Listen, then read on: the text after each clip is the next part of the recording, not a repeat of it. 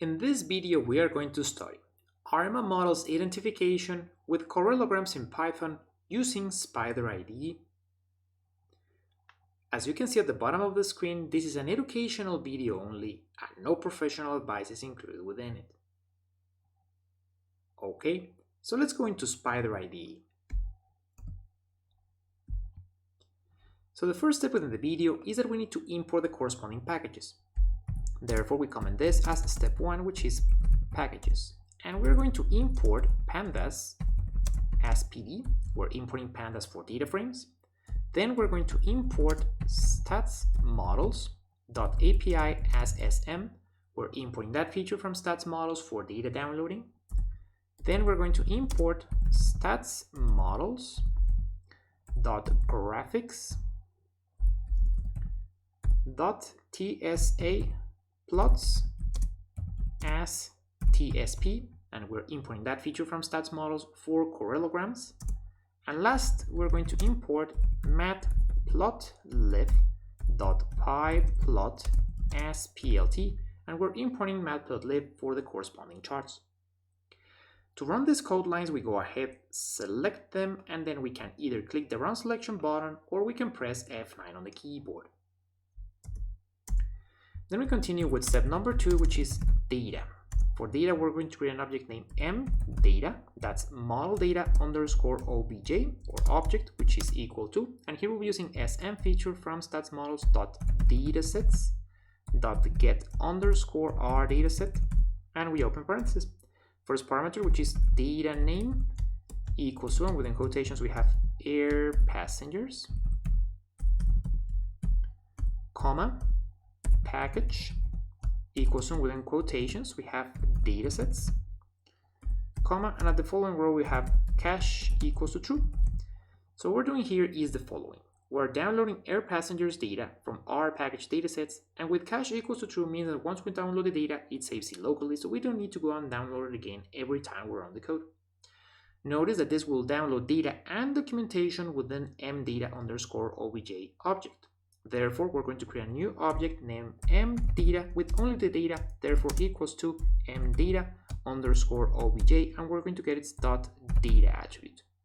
And we want to convert this into a pandas data frame. So we overwrite mData, and it is equal to PD or pandas.data frame, and within it we have data, which is equal to mData object, and we're going to select its value column. And we're going to set its index with .set underscore index, and within it the parameter at the following row, which is going to be PD or pandas.date underscore range.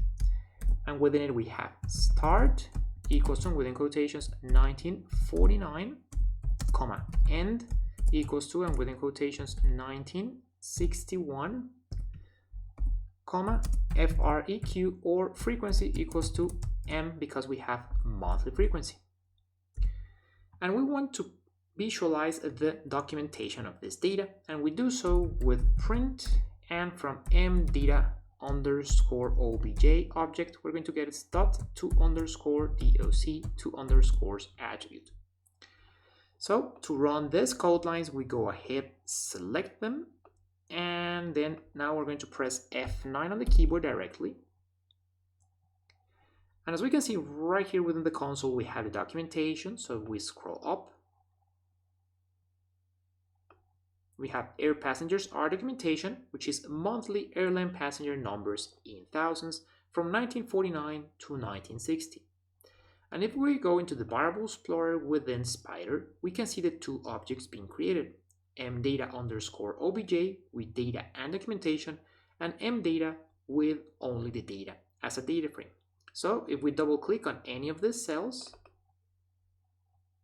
we can see the data, specifically here, part of it with the index, the corresponding date, and the value, which as mentioned previously, it's the monthly airline passenger numbers in thousands. So now we're going to continue with ranges delimiting. And we're going to create a training range for model fitting and a testing range for model forecasting. So first we begin with the training range. So we create the object name T data, which is equal to, and from m data object, we're going to select from the beginning of the time series all the way to the end of 1958, therefore 1958-12-31. So the training range is going to be the first 10 years of data from 1949 to 1958. That's where we see the end is the 31st of December of 1958. And then we are going to create the testing range. For this, we create the object name fData, which is equal to mData object, but in this case, we're going to select from the beginning of 1959, therefore 1959-01-01, all the way to the end of the time series. Therefore, the testing range is going to be the last 2 years of data, 1959 and 1960. That's where we see that the beginning is at January 1st of 1959.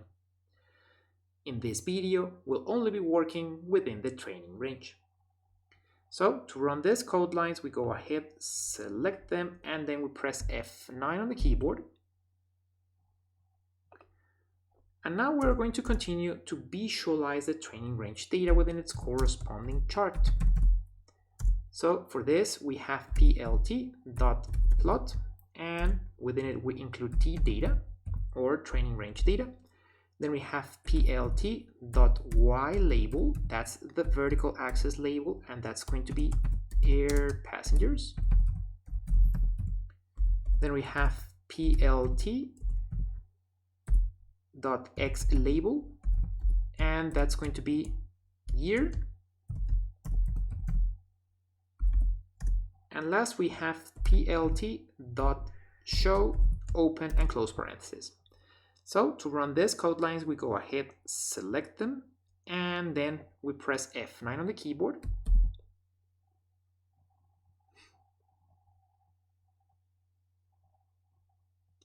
And right here within the console, we can see the corresponding chart. So if we scroll up, we can see the chart, but also we can go into the plots tab, and again, we have the chart. So we can see on the vertical axis, which is air passengers, on the horizontal 1 year, and then we have the solid blue line, which is the training range data.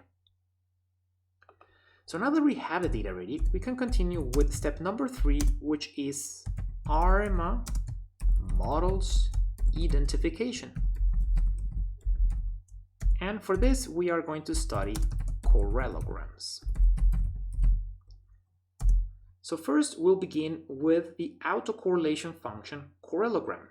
For this, we'll be using TSP, feature from stats models, dot plot underscore ACF, or autocorrelation function, and within it the following parameters: x equals to t data, that's the training range data, comma, lags equals to 24, that's the maximum lag to calculate the autocorrelation function, comma, alpha equals to 0.05. So this is the confidence interval statistical significance level. And then we continue with plt.show open and close parentheses. And then we want to create the partial autocorrelation function correlogram. So again, we'll be using TSP, feature from stats models, dot plot underscore, in this case, PACF, or partial autocorrelation function. The parameters x equals to t data, or training range data, comma, lags equals to 24, that's the maximum lag to calculate the partial autocorrelation function, comma, and then we have alpha equals to 0.05, that's the confidence interval statistical significance level, and then we continue with plt.show open and close parentheses. Notice that we need to check whether level or d-order differentiated training range time series is needed for ARIMA model integration d-order. Also, notice that we need to check whether Bartlett formula is needed for autocorrelation function correlogram confidence intervals estimation. And also, notice that ranges delimiting and correlograms functions parameters were only included as educational examples, which can be modified according to your needs. So let's go ahead and run the code lines for the correlograms. So first the autocorrelation function correlogram. So we select these two code lines and we press F9 on the keyboard. And again, we can see the chart right here within the console, but also within the plots tab, we have the autocorrelation function correlogram. So on the vertical axis, we have the autocorrelation function. On the horizontal one, we have the lags. Then we have on the back the blue colored bars with the autocorrelation function values, and then the corresponding blue area, which is the confidence interval.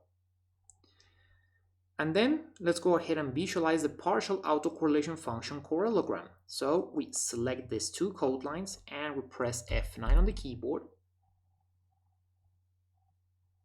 And with this, we can visualize the chart right here within the console. If we scroll up, and also here within the plots tab, we have the partial autocorrelation function correlogram. On the vertical axis, we have the partial autocorrelation function. On the horizontal one, we have the lags. Then we have the blue colored bars with the partial autocorrelation function values and the blue area, which is the confidence interval.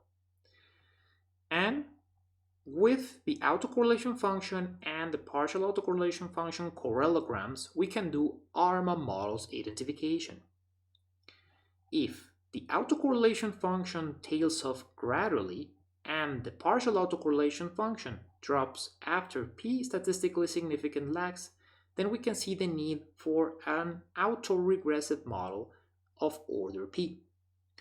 On the other hand, if the autocorrelation function drops after q statistically significant lags and the partial autocorrelation function tails off gradually, then we can see the need for a moving average model of order q.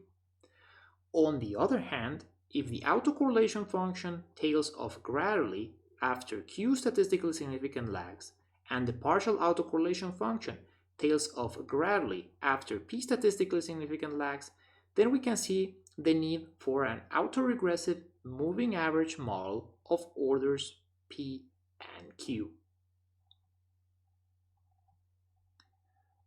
Okay, so with this we finish with the code file, so we can go ahead and save it. And with this, we also finish with this video. Thank you for watching.